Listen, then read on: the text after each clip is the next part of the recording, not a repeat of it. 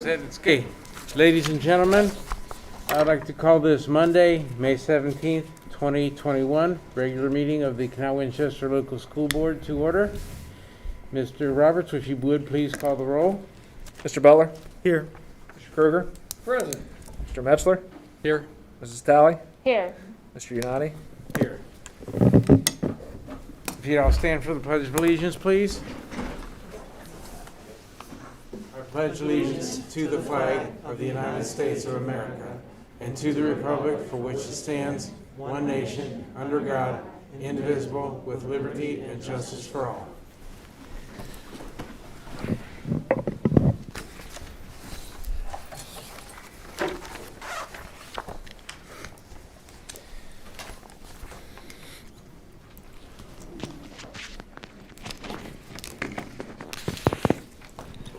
Are there any additions or deletions to the agenda? There are no additions or deletions tonight, Mr. Unati. Thank you. So with that being said, I'd like to get an motion to approve the agenda, please. So moved. Mr. Metzler? Second. You can give it to Monica. Ms. Talley?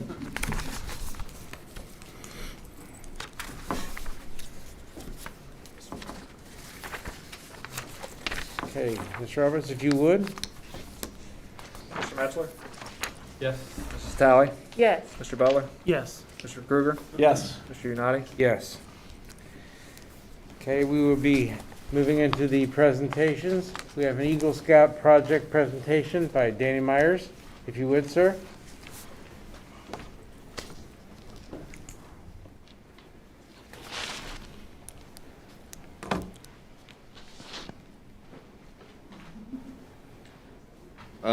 Good morning, or good afternoon. I am Denny Myers from Troop 103. I am a Life Scout who is trying to get his Eagle. My Eagle project is a story walk at Winchester Trail. The purpose of this story walk is to get kids out of the classroom and get them a better and new way of learning instead of being stuck inside of a classroom for 6 hours with one break of recess. The story walk is a walk of 20 wooden stands that have a picture and a bit about a children's book. The first stand will be the title page, and the second to the 19th stand will be about the book. The last stand will be an interactive piece of the book for kids to answer. Where it will be is behind Winchester Trail's swing set along the tree line. The stands will be made out of wood and have a metal base so they can be removed at will by the lawn keepers in case they need to mow or something. The people who will build it are the Scouts of 103 and the parents of the Scouts. The parents will be handling the more cutting and dangerous end of the project, while the Scouts will be constructing them at the Winchester Trail tree line. The funding for the walk is coming from Mrs. Dickinson's Mrs. Dickinson. Yeah. But Harrison, yeah, my bad. So she has plenty of the funding, and it will cost about $1,000, which is under budget because we have a budget of $1,500. Is there any questions? No. Yeah. Can you change the book, or is it always the same book? There will be plywood over the papers, so if every season or so they could switch the book to something new. All right, so it's not permanently the same book. And that is the idea, to get the different classrooms involved at Winchester Trail and selecting the books and creating the additional activities to go along with it. Sure. Similar to Mrs. Cantner, I don't know how many of you are familiar with the project that she's recently done at Westchester Park here in Canal, Winchester, but this would be one that would bring it to our elementary schools to make it accessible for our kids while they're at school. So we would be planning on changing the book. Okay. Okay. Well, it sounds like an excellent idea. I know for some of our students, I know my sons are over there at the elementary school. I'm sure they would enjoy to get out. Now, question for you: if we approve this, when would you like to start the project, or what's your plan as far as the time? My plan is to start it by June at the latest, and hopefully I'll finish it before the end of that month, and especially before summer where the ground gets hard and I have to start balancing band. Okay. Gotcha. Awesome. Good luck. Well, I'm excited. I think it's a great idea, and one thing I love all these projects that the scouts usually bring in here is they're working towards their end game or their end goal. So if you share some pictures with us when you're done, that would be fantastic. We'd love to see that. All right. Great job. Thank you. Thank you. Very good, thank you. Thank you guys for your time. Thank you. Okay. And as normal, we don't need to approve it, so Danny, you are good to go. And we'll make sure that Mr. Britch, you're working with him with the grounds and everything like that to make sure. Yes. So, good. Thank you very much, and congratulations. Thank you, guys. Thank you. Thank you.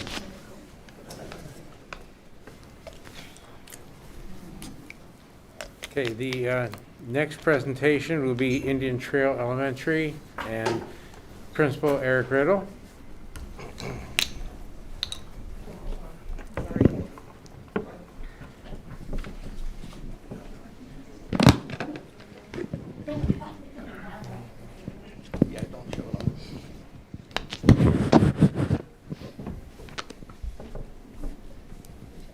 Oh, geez. All right, good evening, everyone. It is our pleasure to be presenting tonight, and it just so happens that we are also presenting on a storybook trail that is completed at the Winchester Park. This is something Mrs. Cantor came to Mrs. Cobb and I numerous months ago. She had this idea, something that she saw, and she wanted to do it. She reached out. It was a true collaboration among teachers, community members, and the students. And what you're going to see tonight, they're going to talk a little bit about the process. You're going to see the finished product, where it is, and who helped us out. So I'm very happy to have this opportunity. Thank you. So, Alyssa Walker, instructional Hello. coach. Yeah. Danny Cantor. It's a little tall, really kind of tall, Sorry. Mr. Riddle. I hope you know a little better. We're in the elementary school. Well, it'll do. It's fine. All right, I'm going to start. I'm Janie Cantner. I'm the elementary librarian, Alyssa Locker instructional coach. We're honored and thrilled to be here tonight. And we did a storybook trail as well. Actually, Cassie reached out to me, and we work very much together. And so we're excited that this storybook trail tradition will be hopefully in many parts of our community. And they've got a great thing going there with involving the scouts. So we're thrilled with them, and we'll be supportive of their endeavors. So, sorry, I move around. So we just want to, can you go back on? We just want to talk a little bit, like Alyssa said, about the process. So this actually started last summer, deep into COVID planning. We have had a tradition at Indian Trail for 19 years of Family Literacy Night, which has always been a special part of the fall season at Indian Trail, where families come in and celebrate books and reading with various activities. Obviously, COVID made that impossible. And in the summer, as Alyssa and I were kind of brainstorming what this year was going to look like, we wanted to still have a celebration, but obviously one that would work with our COVID protocols. And that's where this little seed started with Mrs. Locker. Right, so I have a 3-year-old, and we were trapped inside with COVID. There wasn't a lot to do, and so we heard about story walks or storybook trails. So we started visiting all of the ones around Central Ohio. Our favorite one is in Granville. They have fairy houses. You should check it out. But while we were there, I was like, we could do this. This would be great in Canal. So Janie and I kind of have this problem where with one of us has an idea, it just balloons into this big thing when we work together. So I called her and I said, do you think we could do this in place of Family Literacy Night? And she was like, I do. Let's see if we can get the funding. And she was able to secure for us a grant. So in August of this past year, I was able to get a grant from the Institute of Museum and Library Services. It was part of the CARES grant. And it was basically for any school or public library, and what are you doing in COVID to promote literacy, and how are your services changing? And it was wide open, and we thought this fit in perfectly. We were awarded the grant of $3,000 to buy all supplies and labor and everything that would be needed, and so we had the money, we had the vision, and then it became a true collaborative project. So we needed a place, so we reached out to the city. Matt Peoples, he works with Park and Rec for Canal, Winchester, and he donated the space to us. It's at Westchester Park. It's really close to the fitness trail, so it's kind of nice that those two projects are right next to each other. And then the maintenance department, I mean, almost over enthusiastically built them. Like, we sent them the designs, and the next day they were like, here's a prototype. We're like, whoa, that's awesome. Slow down a little. But so they built 21 posts for us. And then we also every year would have this big collaboration, like building-wide PBL that Janie and I would organize. And that was really hard to collaborate this year with different COVID protocols in place. So we basically made Google Forms where we had students vote. So every grade level picked their own story based on a vote. And then they came up with an extension project to go along with their story. And they also recorded themselves. They recorded themselves reading their page. So every individual classroom was assigned a spread that was kind of their responsibility to display on the trail. So we still got that collaborative piece and community work that we usually get to do in a building in a safer way. So this is the 3 books that our students picked. Yeah, so we can tell you just a little bit about this. We went to the grade levels, and Alyssa was part of their planning, and we tied into their curriculum what they would be studying in the spring. So then we came up with about 4 books. Friendship was the topic that second grade, and Eric Carl, noted author and illustrator, was something that a lot of the first grade classes were working on. So we came up with 4 Eric Carl books. And then squirrels was the topic for kindergarten. So we had 4 squirrel books. So then Alyssa and I read them, made videos of themselves. Because I'm telling you, in COVID, you don't take anything for granted, which is, you know, story time has really kind of bit the dust as well. But it doesn't stop us. We do a video story time. So all the kids in their classes watched each book being read to them. And then they voted. And Alyssa made a great Google Doc. And so they all voted. Really, it was really neat. There's a kind of something that one of the classes put out in the hallway to see their votes of which one, and those were the winning books for each grade level. And then this is the students each recorded a page. Well, not each student, but each classroom was in charge of a page, and we put it on a QR code. So when you go on the trail, you can actually take your phone and listen to each class read their page. It's adorable. Just audio. It's just an audio. You don't see their faces. We extracted the audio from the recordings. And it's cute, and they were so proud. I wish we could have put the videos on because those were pretty cute too, but I didn't want to do that, so we just put the sound on. You can see they all worked on an extension activity that was incorporated into the trail. So the one that's up now had to do with food, so you have to like look for hidden food from around the world that's kind of hidden along the trail, so after they read, they can go back and look for that. And we really owe a big shout out to all the students and staff at Indian Trail, because this was a project that really, it was the whole family of Indian Trail. So each class put their own spin on how they recorded it. Some classes, it was a whole class read aloud. Some did small groups. Some did a teacher reading part of it and the class saying part of a phrase. So there was really a lot of creativity in how they expressed and interpreted the book, and also how they wanted people that shared the trail, how they wanted them to get more out of the book as well. So they did a great job. And these are pictures of some of the first installation. So this one will be up for about 2.5 weeks, and then tomorrow we're going to install the first grade book. That'll be up for about 2 weeks, and then we'll install the kindergarten book, and we anticipate we'll rotate those back throughout the summer.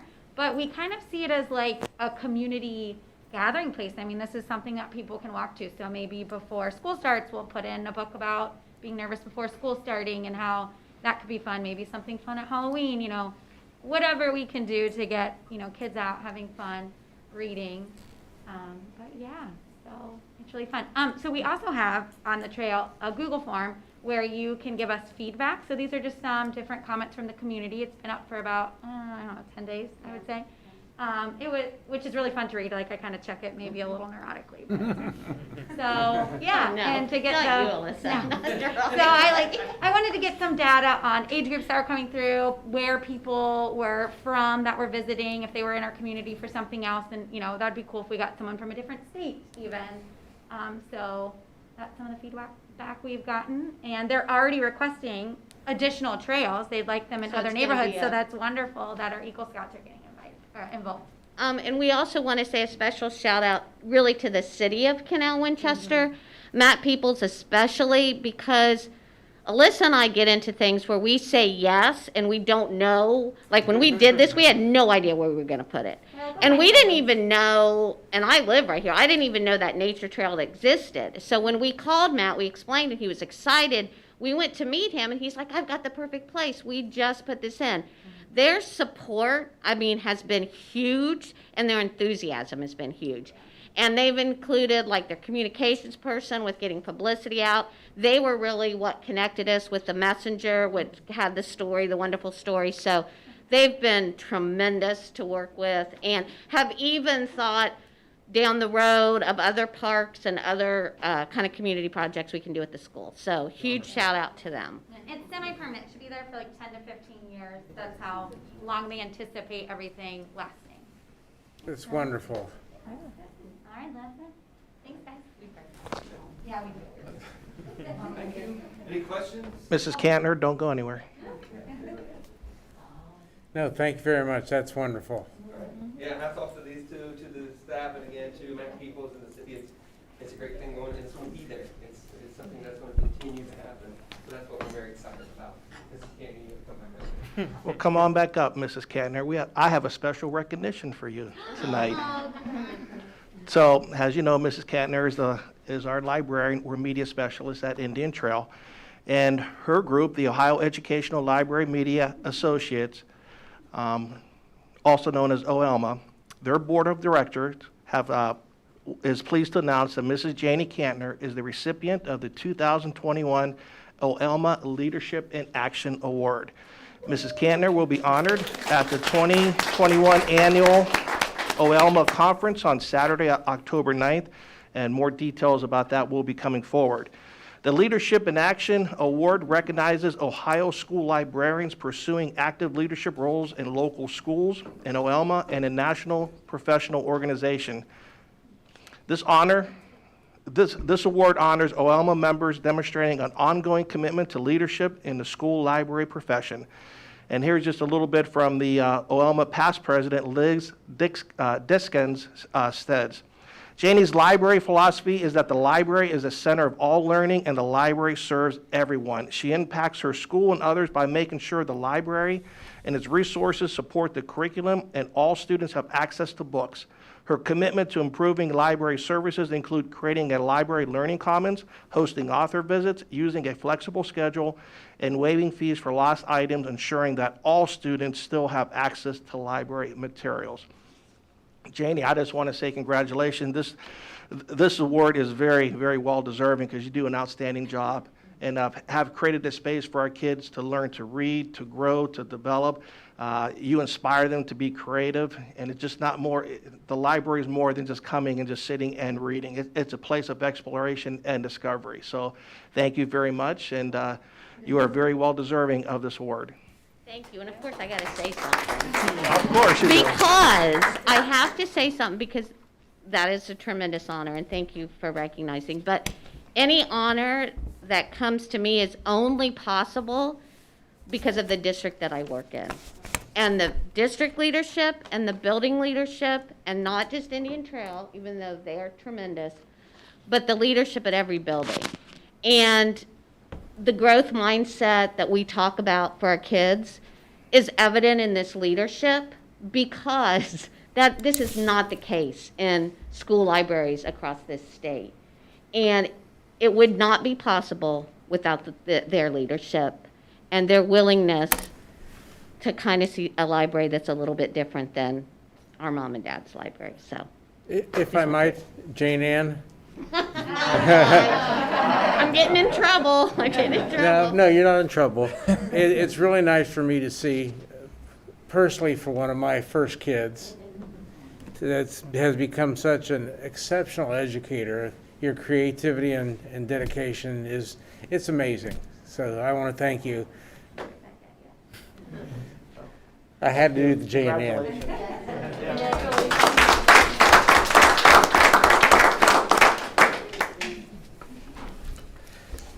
Okay, thank you. And CWA, if you will, please.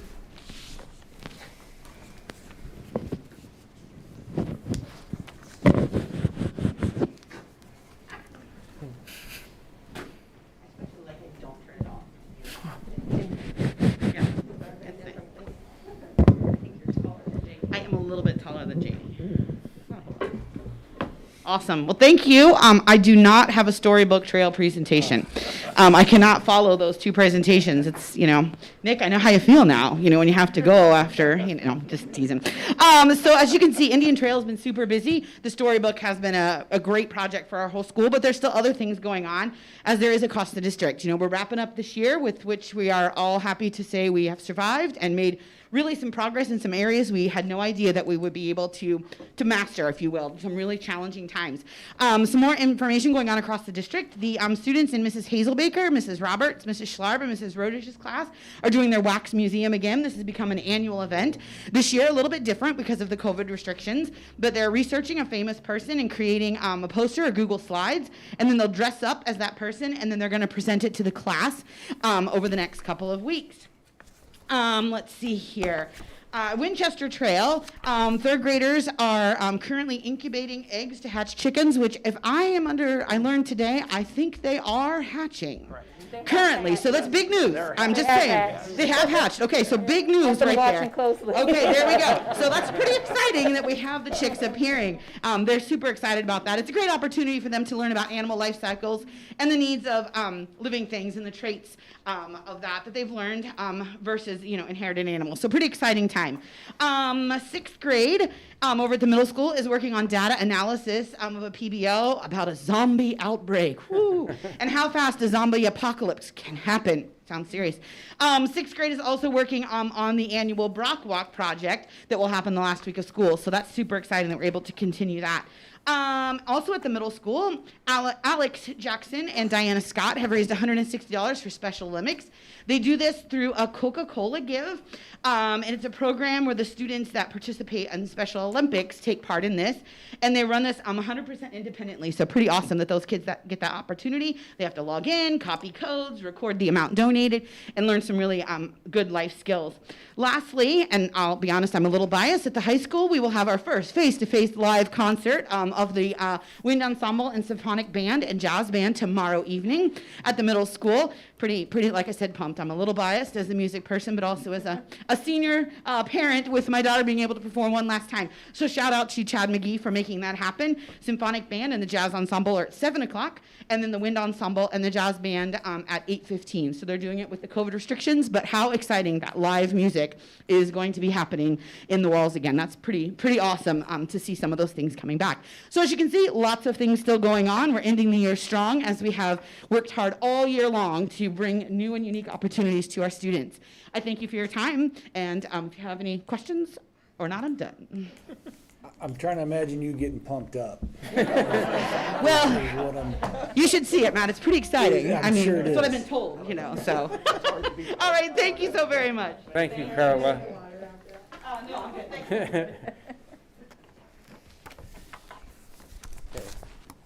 believe that ends our presentations. Is there any call for public voice? No public voice tonight. Thank you. Moving on to executive reports. We'll have Mr. Roberts, are you ready for the treasurer's report? I guess. I mean, not going to be that energetic, but we'll try to knock it out. Ms. Kruger, will you pull up the last PDF, the 5-year forecast? Carla was one of my kids too. She didn't talk that much in class, trust me. You don't care to shrink it down a little bit. So here's the summary. a little glimpse of the forecast. It's a nice just kind of glimpse. Here's the most important thing right here. Our beginning cash balance was 33.1. Our ending's going to be just over 38 million. So about a $4.9 million cash gain in the fiscal 21. I'll show you why in a second. You wouldn't have thought we were in a pandemic when you see some of the things. I know it's kind of harder to see, but the blue, the pie up there, represents 54% is local funding, and just under 45% represents state sources. So local is about 10% more, and then there's 2% that's made up of federal sources. So I know a lot of people are usually curious on the makeup of where our revenue comes from. So 54-45. The top is the revenues. You can kind of see they grow, but they're pretty stagnant for the most part. Then if you look below on the expenditures by object, you can see it's a gradual incline, with blue being the biggest, which is salaries, which makes up about 53% of the pie, and then the orange is benefits. So benefits and salaries make up just over 74% of the total expenses. So it's a nice little glimpse. If you go to the next page, this compares to the forecast that we approved in November. Kind of shows us the difference, and it's cumulative over 5 years. So the difference is about 5.6 million from what we approved in November. Like I said, that's over 5 years. If you scroll down just a little bit, you'll see why. A little bit, we did add some expenditures, but there's not an abundance of changes on the expenditure side. The big changes, 1, property tax, 2, income tax, and then other revenue. Property taxes, we were not expecting values to increase by $80 million. We were at just over 22 mills. Well, that $80 million gain caused us to get to the 20 mil tax floor. If you know anything about taxes, it's a good thing for districts and entities trying to increase revenues, but it's bad for the community and the public, because when there are value increases, the reduction factors are gone, because you can reduce below the 20 mil floor, then it comes back up. So before this year, any value increases, the taxpayers saw a reduction in the reduction factors due to Ohio law. So now we're at the 20 mil floor. This is the first year for that. So the $80 million on the valuation increase kind of impacted the community a little bit differently. So we saw more increase. And remember, the 2.2 is over a 5-year period. It's all 5 years. And then income tax, we had been trending about 5.1% over the last 5 years. This year during the pandemic, it was up just over 6%. That's unusual, isn't it? It is unusual. And maybe we see the impact of the pandemic next year, maybe we don't. But you can tell that's 2.8 million. State funding, they gave us our funding, half of it back, so there was a slight impact to that. And then other revenue, we were expecting a decrease in that as well, but there were some TIF payments that came through that was a part of the property taxes that are abated, that were up about $800,000, so that really helped other revenue. And then if you take that across the board, it's really driving it up over a 5-year period. So if you go down, this is what the important thing is: projected cash balance. If you shrink that down just a little bit, 2020 we were sitting at just under 34 million. It's probably about 33 million. At the end of the forecast, we're projecting just over 42 million. We do have some thoughts on how we're going to use the cash. Our debt is projected to be paid off around 2033, 2034. The thought is if we take about $4.5 million of this cash around fiscal 28, it will save the taxpayers just over $17 million in interest by paying the debt off early. And at that point, the district would be debt-free and be able to go outside and do whatever. Because we've got about 10.5 mils tied up right now just in debt. So it'd be a nice relief to save the taxpayers just over $17 million. And then it would be a nice relief to have those taxes off the books for a little bit as we get prepared for possible enrollment increases and things like that, if a building's needed or not. So if you go to the next page. Just kind of another summary. It's kind of showing how it's forecasted on the revenues and expenditures. You can see revenues are increasing, but it's fairly small. 20 to 21, they went up just 800,000. And then this year they've went up from 49.6 up to 50.2. So we are seeing an increase, and it is holding off the expenditures. You can see expenditures this year. We're only up 400,000. Some of the federal funds did help. We shifted some expenses over, and that's going to ride out in the 22, 23, 24. With some of the ESSER funds, we are shifting, but we're also adding a lot of new services also. I don't know if they're on the agenda tonight, but we are adding 2 intervention reading specialists to the high school. 1 math, 1 reading. And then 1 at the middle school. We're adding 2 new limited English staff to help in those areas and really pick up services at the high school and the middle school where we've been kind of lacking. So we're looking to do some additional things for the district with some of those revenues, but it is also helping the expenditure side somewhat too. If you scroll down, just go through this quickly. Just kind of breaks down each source. The blue is our property taxes. You can kind of see since 2016, it gradually increases. Income taxes, the green, 2016, we were just under 4.1 million. And this year we're projected to be just under 5.5. So the district does have tremendous growth, and I think that shows from new construction and the new families moving into the community. So there is growth happening in the district. Nick, at the top of 2025, the darker brown revenue is at 3.4. What is that for, if I may ask? That would be the emergency levy. So you cannot, in your forecast, you cannot assume the passage of a renewal levy. So it goes into another area, and that's where that goes. So that's, we would lose, because it's a calendar year, tax year is January to December, and we're fiscal year July to June. So we would lose half of what we collect in that fiscal 25. So that's why you only see 3.4 million, because we collect about 6.7 from the renewal emergency levy. We wouldn't see the full loss until fiscal 26. Okay. So if you scroll down, we'll have a little bit more detail. This is just our taxes.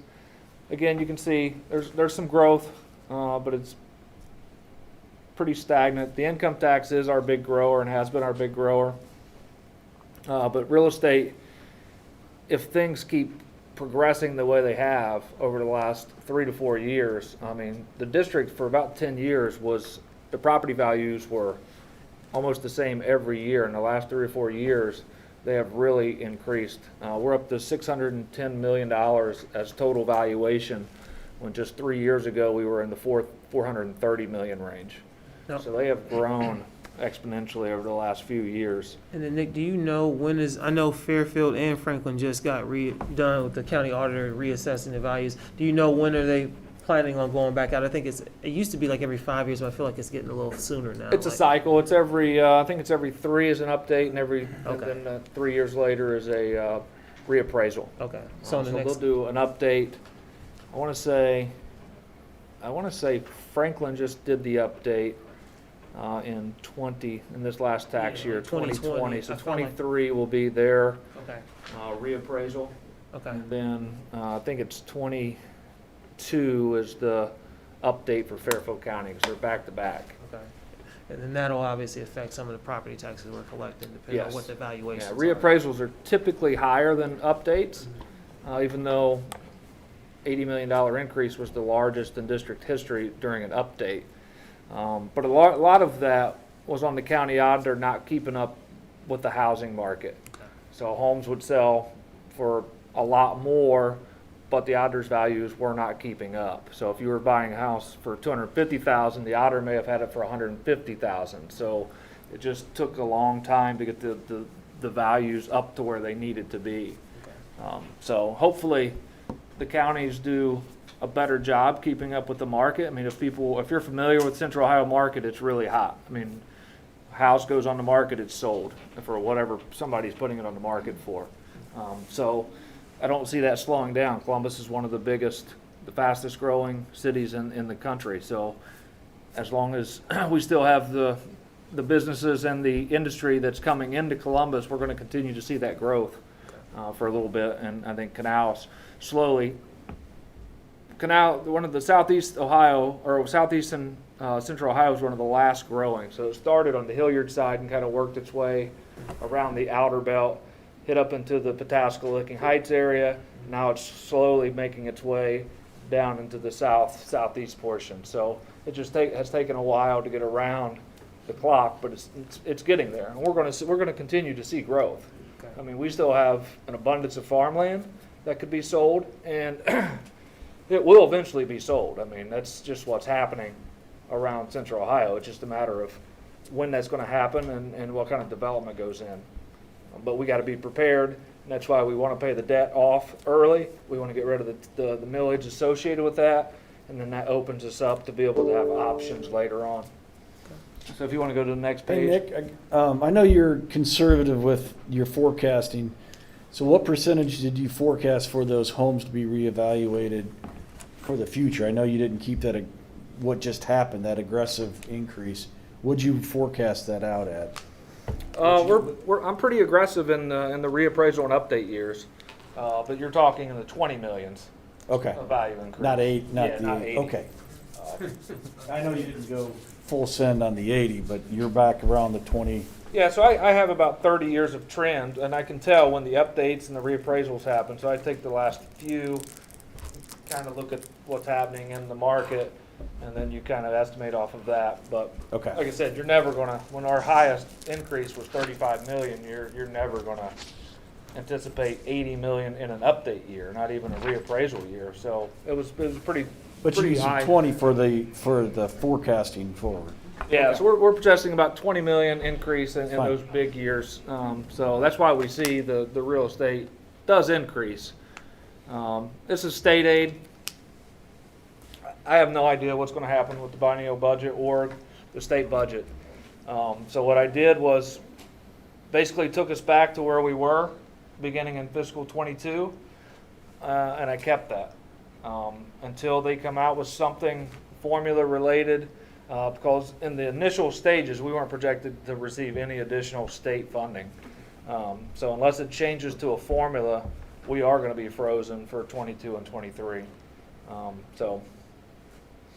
then we have no idea what's happening with the voucher program and those things, which would have a significant impact on our district. So the state revenue I did keep stagnant, and you can kind of see it slowed down pretty drastically over the last few years. I mean, if you looked at the graph from 17 on, it was a steep incline. Now at 17, 18, 19, 20, 21, you can kind of see the results of what's happening in the state.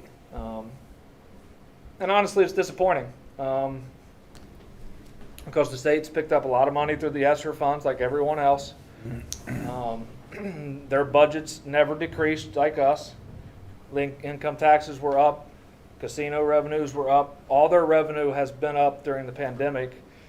And why they haven't given us the full amount of money back that they cut last year, that's a question for senators and House of Representatives, because we should already have that money back. And there's no reason for us to be flat funded in the next 2 years under any funding proposal from the state. So I don't know if we do enough on reaching out to senators and House of Representatives to make sure they're allocating tax money in the most fair and proper way. I'm not going to get off on that tangent right now, but you want to go to the next page. So other revenue I kind of alluded to. You can see the previous 5-year history, 3.1, 2.5, 2.8, 3.6, 3.6. So I think we were forecasting around 3.4, 3.3 in the November, knowing income or the interest earnings were going to be lower. We had cut student fees. We had reduced pay to participate fees. We had done a lot of those things. So to bring in just over $4 million was somewhat of a surprise. And like I said, it was mostly due to the TIF payments that were associated with abated property. So we are going to bring in just over $4 million, and then the forecast, I'm bringing back down a little bit into the 3.8 range. So the other revenue could fluctuate a couple $100,000 either way. But when you're talking about $600,000 difference and you take that over 5 years, it's a pretty significant increase based off what your base was. So if you want to go to the next page. Just gives you an idea of salaries by group. It's one of our biggest expenses. The green is obviously certified regular salaries, teaching staff. Then the red is our classified. And then the orange is our administrative. And then the blue, which is just very small, about $1 million a year, is your supplementals, your extra timesheets, those type of things. The orange is includes more than just what you would think of administrators. It really includes all classified in the superintendent's office, treasurer's office, and the technology offices. So it's not just like principals, assistant principals, treasurer, superintendent. It's those positions and their staff. So it looks a little bit more. So you can see stagnant or a little bit of increases across the board, mostly in the green and red. The orange stays pretty stable and the blue stays pretty stable. If you want to go to the next page. And then the benefits make up a big chunk. The orange is health insurance. And then green is retirement. So as the salaries go up, the green goes up because it's a percentage base. And health insurance just continuously goes up every year with costs trend about 10 to 12%. We have been able to buck that the last few years, but we're going to continue to do little things, hopefully to plan designs and different things to try to maintain and hold that off even longer into the future. So any questions on this piece? I wanted to do a little bit something different other than just throwing the forecast up. Hey, Nick, go back to the $4.5 million that you're going to throw at debt to save $17 million. Can you just walk through that real quick? Those are some big numbers I wanted to. Yes, our debt schedule is like a mortgage schedule. If you've seen your mortgage schedule, it's principal low, interest high in the first years. Well, we're the same way. Our debt's structured to where we're paying a lot of the principal up front and there's little interest. Well, in the last 10 years, that shifts over to mostly all of our payments are interest related and we have small principal payments due. So if we could take about $4.5 million from the general fund and pay those off, it would save about $17 million of interest for those remaining 6 years. And you said 2028? Yeah, it'd be about 2028 that we'd be able to do that. Makes great sense. It would make the district debt free. We'd have no more property tax tied up to debt payments because the millage is based off how much the debt payment is. And the debt payment at that time was just over $4.9 million, but about 4.5 of it or so is all interest. So when you take that into consideration, it's a pretty good deal for the taxpayers. Oh, absolutely. So that's our long-term plan. Obviously, there's some other things that we're going to look to do. I think we're in position to do one-time cash payments like that for the betterment of the district. And retiring debt, I think, is a very good thing to do. So I guess my question is we look, I know we're looking like we're doing pretty well on the ESSER funds. I know you talked about that quite a bit. And then I didn't hear too much about the COVID-related funding, but I know that as a district, I would imagine we did get some COVID-related funds and we did pretty well. So That's the ESSER funds. the ESSER funds. Yeah. So I guess the question I have is, as we look to retire some debt, are there any like maybe one-time projects or things we're looking to looking to build the district over long term? Because I know we've done some stuff at the high school now and some other projects to better the district. So is there anything that we're kind of thinking or might be on the horizon that we might be able to use that funding that we're going to free up to some of those big one-time or maybe some of those projects that we're looking to build? I know we invested a lot in the sports program. That's something we've been talking about, but I was just curious if there's anything else that we're looking at long-term to kind of build the district. Yeah, I know.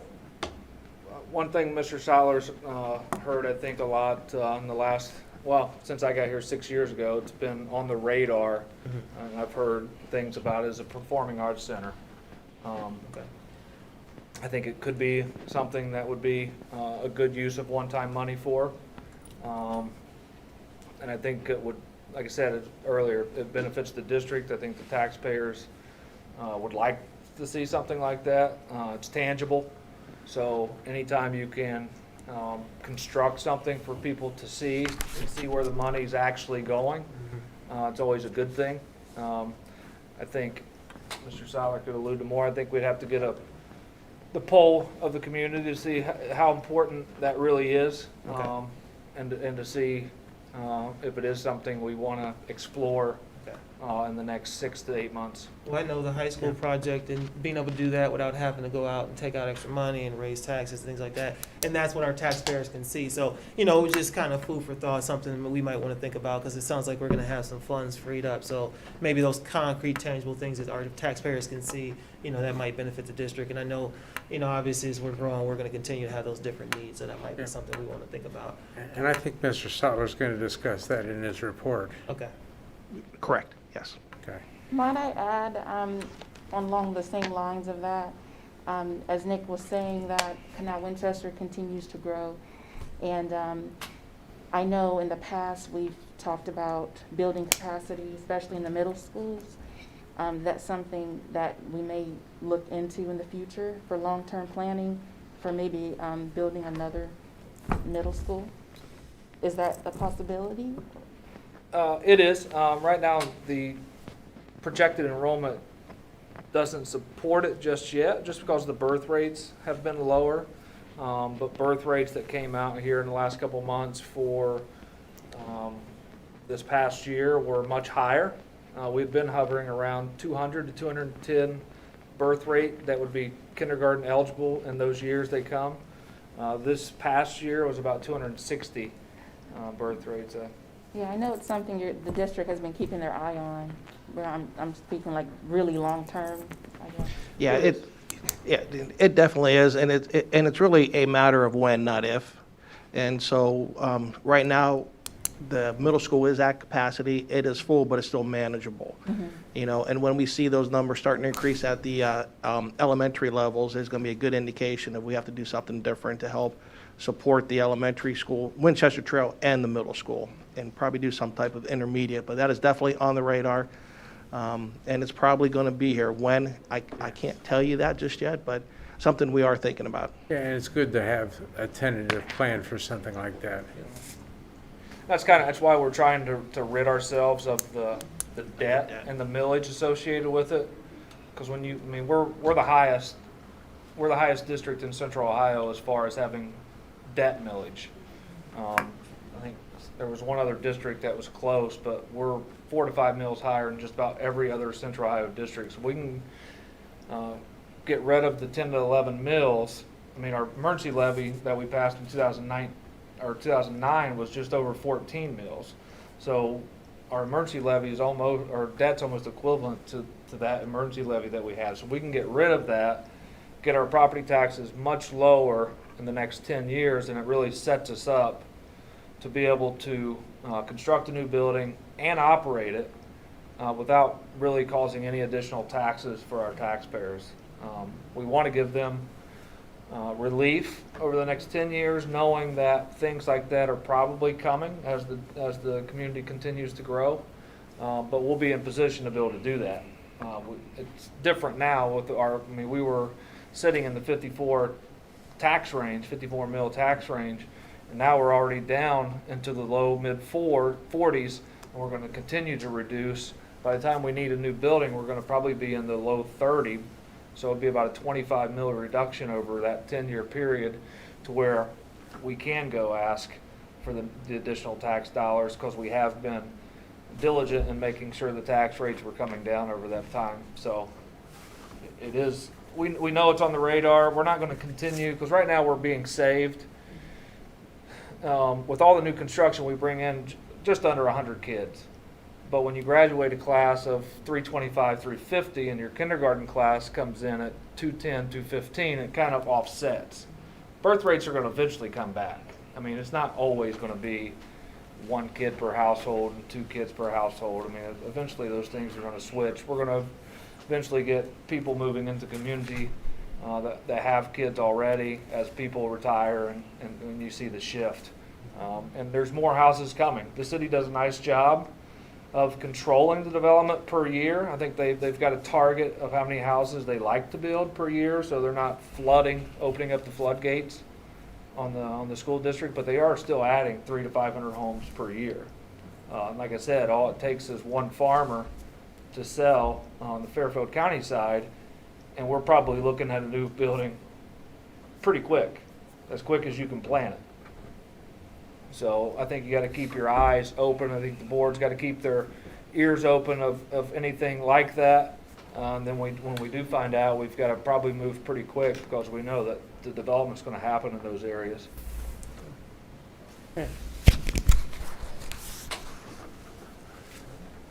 Anything else, Mr. Roberts? No, that's it. It's a great district to be in. Financially,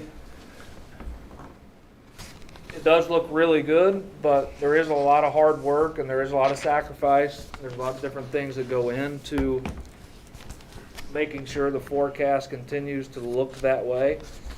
There are things that are done behind the scenes that drive costs and expenses and things not related to staff and things like that. We don't like to waste money. We like to use it in a way that's efficient and thorough. That's the words I like to use. And giving our staff compensation and those things, it isn't the answer if you want to build a nice future here. You've got to continue to invest in your staff and invest in your people, because that's what's driving our education system. So if we can cut other things and give back to those areas, then we'll be in good shape for a long time. Well, thank you, Mr. Roberts, and good job. Superintendent's report, Mr. Sotler, please. Well, thank you, Mr. Unati. Good evening, everyone, and welcome to our viewers. Just a few reminders and updates before I go into my discussion about the Performing Arts Center. On Friday, May 14th, last Friday, we had our second round of COVID vaccination for students 16 and older. It took place at the high school. We had over 100 students receive their second shot, which is fantastic. A big shout out to Mr. Henderson, Dr. Bruning, and Mrs. Tokars, who helped coordinate that event. I'm also working with Franklin County Public Health to develop a plan for COVID vaccination shots for children 12 and older this summertime. I don't have all the information, so be looking forward sometime within a month to try to figure out how we're going to do that for this kids that live in our area. So hopefully we'll have more information out there by the end of May or beginning of June sometime. In regards to the governor's orders that came out with last week about June 2nd and not wearing masks, if you saw over the weekend, the governor did come out with guidance for schools. And this came out yesterday from Governor DeWine. While Ohio will be amending its health orders to comply with the new CDC guidelines in order to maintain consistency and model safe behaviors for Ohio students, these changes do not affect the existing order requiring the use of facial coverings and other health protocols in our schools. With the limited number of students vaccinated, it is important that we continue to see these safety measures through the end of the year. And it's also the same stance that the CDC has taken, that schools should continue to implement and layer preventive strategies and should prioritize universal and correct use of face masks and physical distancing. So for the rest of this school year, we will continue to follow the protocols that we have in place with the wearing face masks, all staff and students wearing face masks, and social distancing. It's only a day and a half. It's June 2nd and June 3rd, and June 3rd is a 2-hour early release, so we will get through this. But what happens next year, don't know yet. So we'll work on that as the governor and they come out and the CDC comes out with guidelines for August. We'll cross that bridge at that time. But for this school year, for the last day and a half, we will maintain all the COVID protocols that we have had in place. Just a little note about graduation.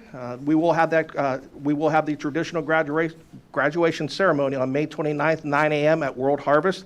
Right now, we're still following the 25% capacity limit. That's still in place for indoor activities. So the tickets will be limited. I believe it's 5 or 6 tickets per family.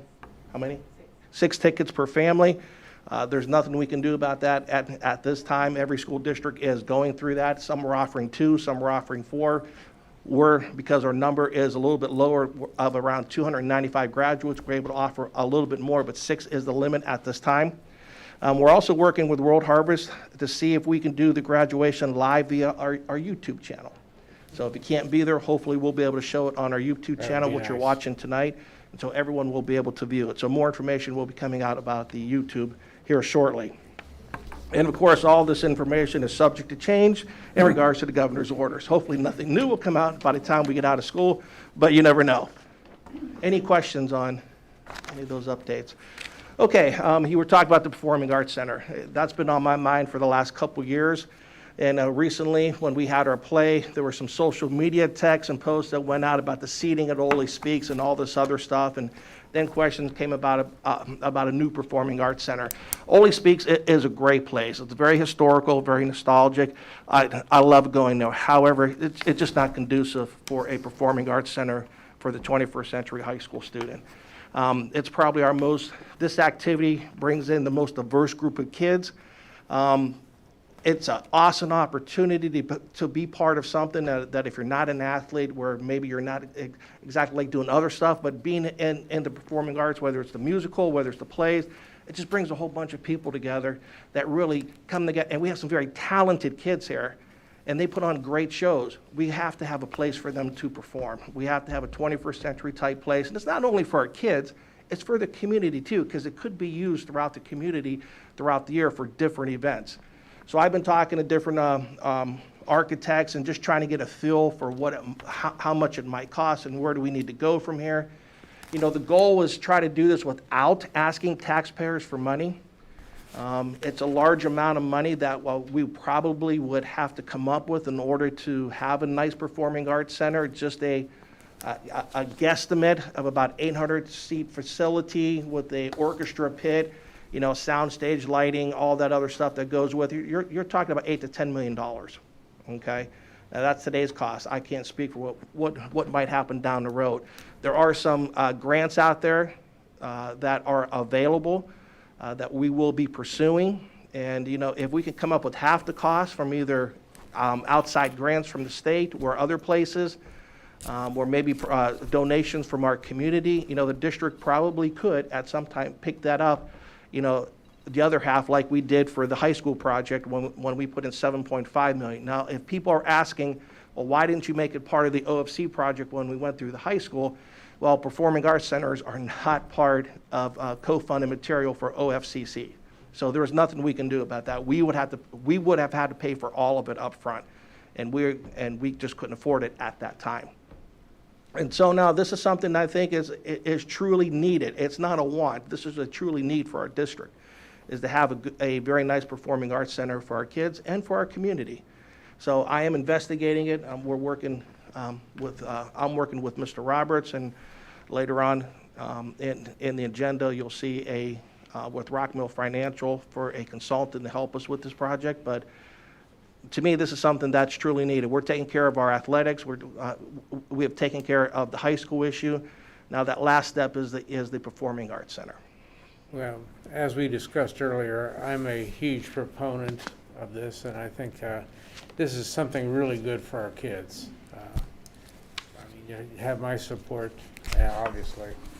And I'm always supportive and adamant about doing things that are tangible, that are concrete. So that's one of those things that's going to be there for the long term that our community is going to benefit from. And then as Mr. Sala was saying, we talk about sports and athletics, and we do a really good job of supporting them. But there's this huge group of students that we touch that, like Mr. Sala says, a diverse group of learners who may not necessarily be on the athletic side, but then they do so much in the schools and activities. So I think having a space for them and all those diverse learners and those diverse needs, I think having something concrete and tangible that they can use would be something positive. So as we move forward, that's something that I would like to see the district pursue, or at least get more information on, because I think it's to be a huge benefit for our district. I will do that, and I want everyone to know this is discussion only. We're not making any decisions, and like Mr. Roberts said, we'd like to hear from our community about a performing arts center. But to me, that's something that's very invaluable to our high school program. We got a 21st century program going there, so I would love to make that a part of it moving forward. Yep, absolutely. That's all I have. Any questions? And remember, make it a great day or not. The choice is yours. Thank you. Thank you, Mr. Sattler. I was sitting on the edge of my seat waiting for that. I was too. I was too. Okay, district reports. Are there any questions from the board? I had a question concerning I'm good. the food service, Hartwell's. Yeah, I was gonna have her pull that up, so I'm glad you said something. I noticed in the report that there's an excess cash balance, and I was just curious, are there any plans on kind of giving back to the families who Go down to the next page. who don't qualify for free meals, free lunch?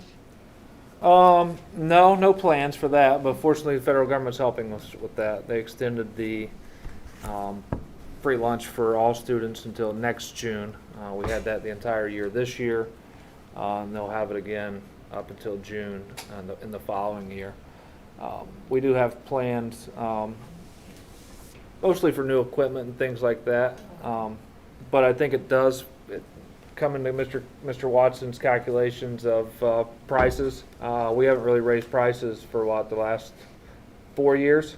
Approved tonight, this will be the fourth year. Fourth year in a row where we haven't increased lunch prices. We're still, was it 50 cents lower than the federal for lunch? 50 cents lower than what the federal's reimbursing us for in lunch. Breakfast, we're still fairly cheap on what they're reimbursing. So we have tried to control lunch prices. There's only so much you can do when you're calculating it because there's certain guidelines that you have to follow. But cash balance does allow you to freeze it if necessary, and that's what we've done. And I kind of wanted to pull this report up because we're going to be approving our food service contract here in consent on number 6. I just kind of want to highlight, not every district is in this shape right here. A lot of districts are transferring general fund dollars. If you scroll down a little bit so we can see the true fiscal year activity, we're up to 193,000 for the year through April. That's to say that's remarkable is a understatement, and that's just a testament of what Chartwell's does, specifically Tammy. I mean, they've just knocked it out of the ballpark, and it's not just with financials. It's been, if you've mentioned something, how do we get food to kids in the summertime?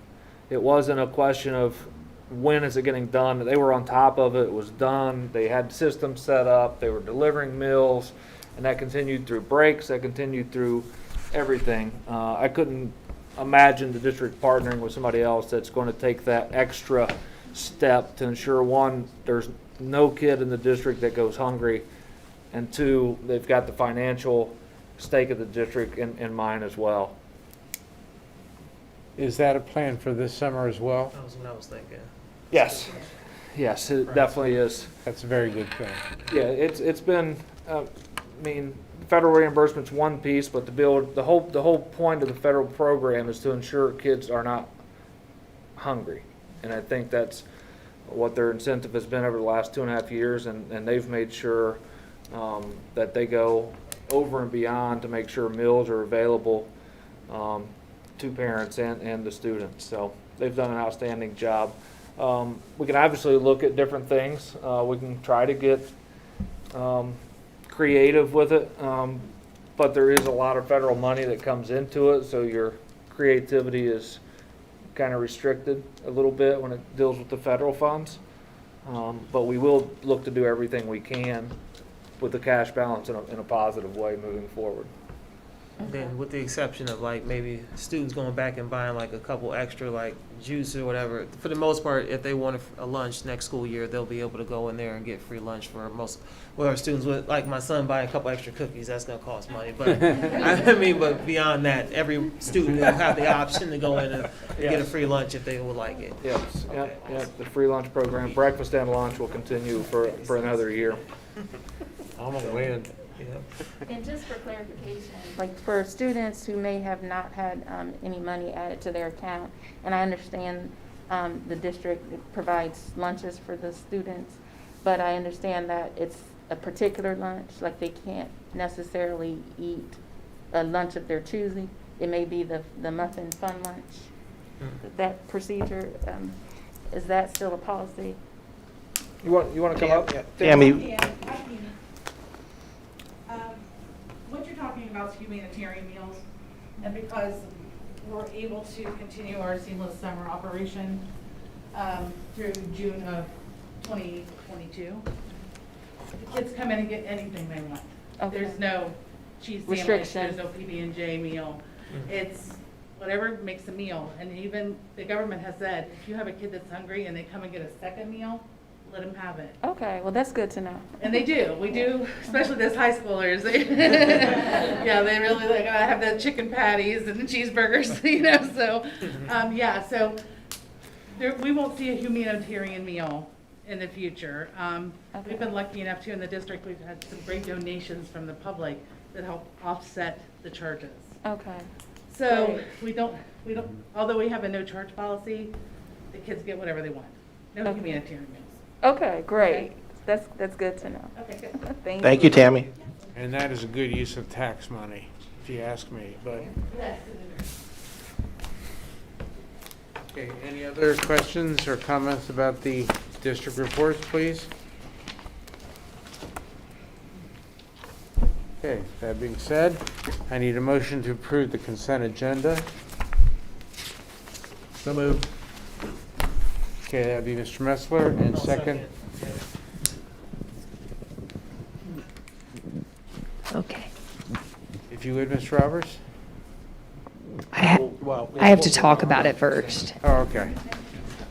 I'll go quick, though, I promise. No, Take my time. be be on target but concise. I've gotcha. So we'll start with number one, the minutes from the April 19th, 2021 regular meeting. Number two is several donations. We have a donation from the Wood Foundation for the Peggy L. Wood Art Scholarship in the amount of $5,000. We also have a donation for the Peggy L. Wood Academic Need-Based Scholarship in the amount of $10,000. And we have the Canal Winchester High School Eastland Joint Vocational EMT Scholarship for 2021 and 2022 in the amount of $20,000 from the Wood Foundation. And we want to just thank the Wood Foundation for those donations. And also we have 5 different $100 donations for the choir. We have Jill Blanchard, Lucinda Lynch, Nancy Holloway, Paul Owens, and Rebecca Callender. So again, we want to thank them for their donations. Moving on to number 3, we do have 2 administrator resignations. The first is a resignation from high school principal Kirk Henderson, and that will be effective July 31st. And we also have a letter of resignation from Dan Sinuoki, who is the middle school assistant principal, and that will also be effective July 31st. And I just want to give just a little shout out to to both administrators, starting with Mr. Kirk Henderson. He's been with the district for 18 years, 10 years as assistant principal at the high school, 8 years as the building principal. He's done an outstanding job. We have the high school moving in the right direction. Things are going well there. He's done a great job over the last 18 years, and I'm very sad to see him go. However, at the same time, I'm very happy for him because he's moving on to be the assistant superintendent in Circleville. So it's sad to see him go, but I'm very excited for him. I want to wish him the best of luck. But 18 years in the building as an administrator a long time, and he did a fantastic job. So Mr. Henderson, I know you're upstairs somewhere. Thank you very much for your time, for your service. You're going to be missed, and I wish you the best of luck. And then for Mr. Senyoki, he's been with the district for 11 years. As an assistant principal at the middle school. 11 years at the middle school as an assistant principal is a long time. And so I've been there myself, but he's done an outstanding job too. And I want to wish him the best of luck in his new adventures when he moves on from us. But, you know, we have two great guys that were with us, and we're losing them, but they're going on to bigger and better. And I want to wish both of them the best of luck as they move forward. Now, Mr. Henderson, it kind of played timing on this was everything, because we had our board meeting, and then 3 days later, he was approved as the assistant superintendent in Circleville, then handed in his letter of resignation. So we didn't have a board meeting till now to accept it. But however, we went through the regular process of posting the position. We went through 3 rounds of interviews, and we have a finalist with us here tonight. So if people are like, oh my gosh, you're accepting his letter of resignation and you're hiring someone, what happened? It's been a whole month since that process. So just want to clarify for everyone. Thank you. And moving on to number 4 then is our certified personnel. We'll start with resignations. We do have 2 resignations that we're asking you to accept. We do have a leave of absence for maternity leave. And then we are asking you to approve 6 teachers. And you'll notice that these 6 teachers, I say 1 is due to reinstatement, 2 of them are due to resignation, and then 3 of them are due to transfers. So these are not new positions the ones that we're hiring here. Mr. Roberts did speak about the new positions we're adding to the middle school and high school, and those will hopefully be on the agenda in June. And then we also are asking you to approve summer school teachers for the 2020 school year. This is something that we're doing. We haven't done this before because generally we have the teachers that we need here in the district teaching summer school. But the year that COVID has brought, many of our teachers are needing a break. And so we have been able to secure some student teachers, some some teacher subs. And so that is why we're asking you to approve those staff for summer school. Moving on to number 5 then is our classified personnel. We do have 2 resignations. We have 2 different resignations for the purposes of retirement. Gail Breidenbach as bus driver and Randy Hinton as a custodian. And we just want to thank both of those again and wish them the best of luck as they move on into retirement. And then we also are asking you to approve Angel Grimm as a paraprofessional in special ed. That would be at the middle school. And again, this position is due to reinstatement. It was a position that we did not have this year due to our hybrid schedule. And she lives out of town. She was our best candidate. And we're waiting until next year to bring her in then. So she'll start at the beginning of the 21-22 school year. And we have 3 substitute classified custodian and bus driver positions that we're asking you to approve.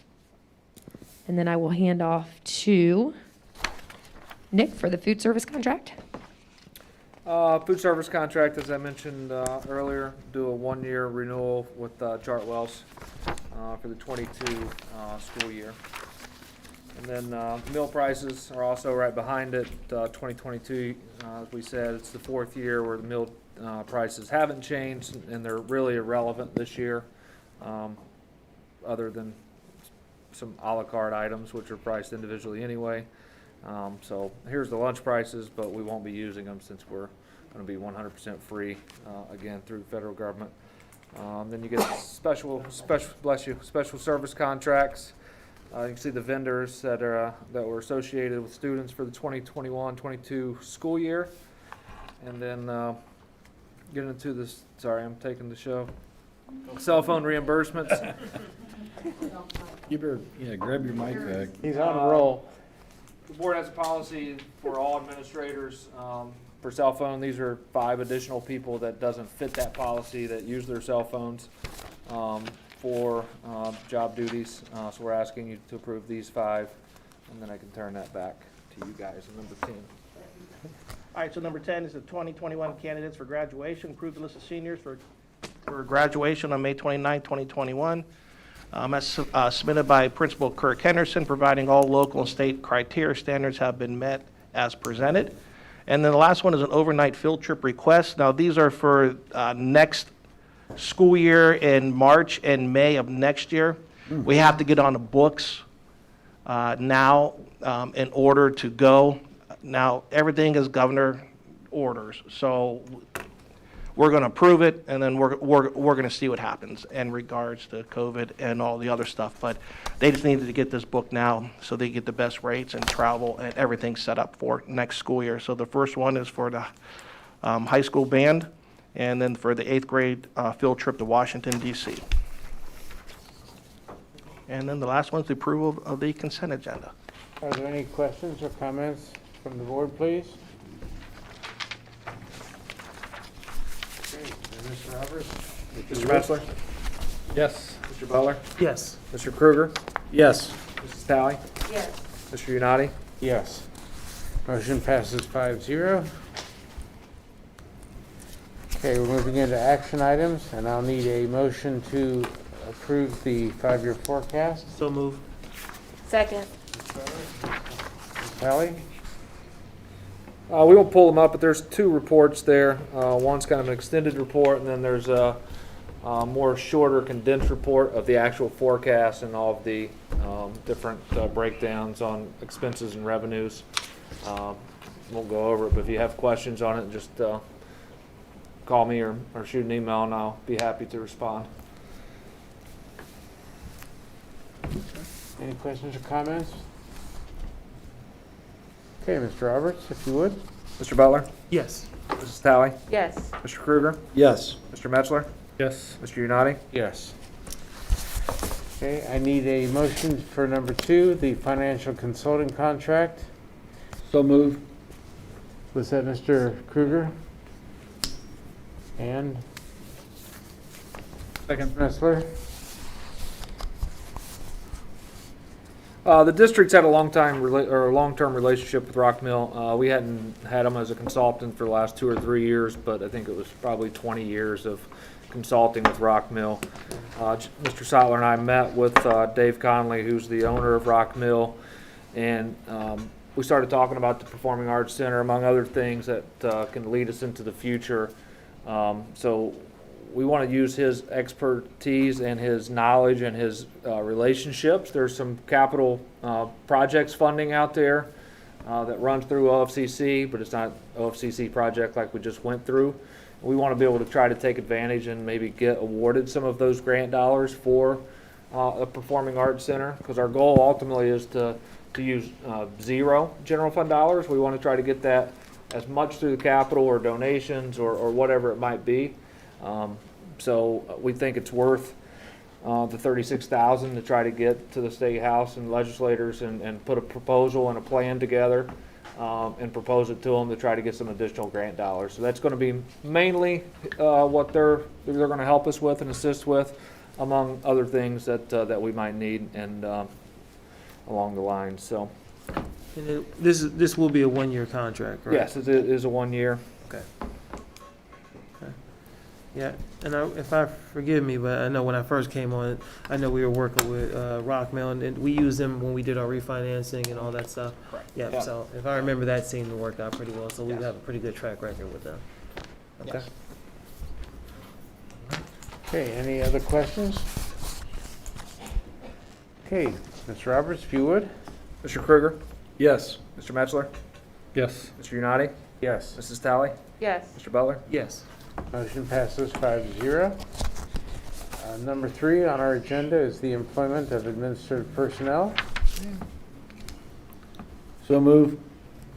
Second. Okay, I believe that's Mr. Kruger and Ms. Talley. Okay, well, thank you, Mr. Unati. Well, tonight I am recommending Mrs. Amy Warren for the principal's position at Canal Winchester High School. Mrs. Warren comes to Canal Winchester with 10 years of administrative experience in both the high school and junior high settings. Most recently, she has been serving for 5 years as a deputy principal at New Albany High School. where she is well respected by her staff and colleagues.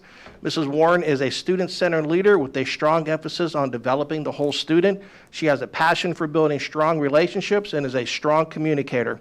Mrs. Warren also has experience building and maintaining a positive building culture and climate within the high school building and strives to provide students with leadership opportunities within the school building. She's a very strong instructional leader and has experience leading staff through instructional shifts, data assessments, and curriculum changes. She will hold our staff and students to high expectations while ensuring that they are provided the support to be successful. And so throughout the entire interview process, it was very evident that Mrs. Warren is very passionate and dedicated to student success. And we are very excited to have her as a member of the Canal Winchester family. She's going to be a great asset to us. So it is without reservation and my pleasure to recommend Mrs. Amy Warren as the next principal at Canal Winchester High School. Thank you, Mr. Sattler. Any questions or comments from the board? Okay, that being said, Mr. Roberts, if you would. Mr. Kruger? Yes. Mrs. Talley? Yes. Mr. Butler? Yes. Mr. Metzler? Yes. Mr. Unati? Yes. And Mr. Unati, if you don't mind, I wouldn't mind have Mrs. Warren come up. She is here with us tonight and and just introduce herself, say hi. It's all yours. Thank you all so much. I am so excited to be here. Thrilled to take on the opportunity of leading the Canal Winchester High School as principal. I know there's been a ton of work pre-COVID and even during COVID, kind of developing the vision of 3 E's and the portrait of a graduate that you see here behind me.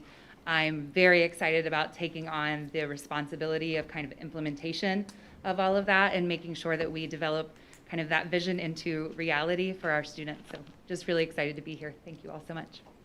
Thank you. Thank you, Warren. Congratulations. Welcome to the Canal Winchester family. Okay, the fifth initiative on the agenda is the OSHA Ohio High School Athletic Association membership. Number 4, Mike. Did I miss? Yep. You skip. Yeah, just go up to I one. skipped her? Yep. I'm sorry. Up the I'm sorry, transition days. Yes. Ms. Warren, I am sorry. Well, then I need a motion to approve. Would we do that? So moved. Ms. Talley? Second. Mr. Metzler? Okay, these are 10 transition days for Mrs. Warren to have from now until the start of the school year. Come in, meet the staff, work with Mr. Henderson, and just to get to know the buildings and things going on before she walks in here on August 1st. It's traditional for us to offer these days for administrators. Thank you. Any questions, comments? Okay, now Mr. Roberts. Mrs. Talley? Yes. Mr. Kruger? Yes. Mr. Butler? Yes. Mr. Metzler? Yes. Mr. Unati? Yes. Okay. Moving on to number 5, Ohio High School Athletic Association membership resolution. Need a motion, please? So moved. Mr. Butler? Second. Mr. Metzler? A lot of information there. Basically, this just for us to be a member of the Ohio High School Association for the 21-22 school year. Routine item that we do every year. Any questions from the board? Okay, Mr. Roberts? Mr. Butler? Yes. Mr. Metzler? Yes. Mr. Unati? Yes. Mrs. Talley? Yes. Mr. Kruger? Yes. Motion passes 5-0. Okay, moving on to the next section, public comment. Do we have any public voice? Anyone? Nope. We are good. Okay. Is there any need for executive session? No, there is no need for executive session tonight. Okay. Any closing announcements? I just haven't. want to make note, Gail Breidenbach has been with the district for 26 years. Thank you. I just wanted to make note that Gail Breidenbach has been with the district for 26 years, and so just, again, to thank her for her years of service with the district. Not just with the district, she's been driving a bus for 20 Yes. years. That's a very different classroom. Correct. Thank you for that. Very good. 26 years on the bus? Wow. It's a long time. Yeah. My heart goes out. She deserves the break. She did not want to leave either. It was. I can see that, yeah. It was a struggle for her to hand me that letter, so she's ready to move on, but This is her life. Good for her. Good for her. Well, then I need a motion to adjourn. So moved. Mr. Butler? I'll second Mike. Mr. Krueger? And so if you would, please? Mr. Butler? Yes. Mr. Krueger? Yes. Mr. Metzler? Yes. Mrs. Talley? Yes. Mr. Uniti? Yes. Motion passes 5-0 and at 8:24.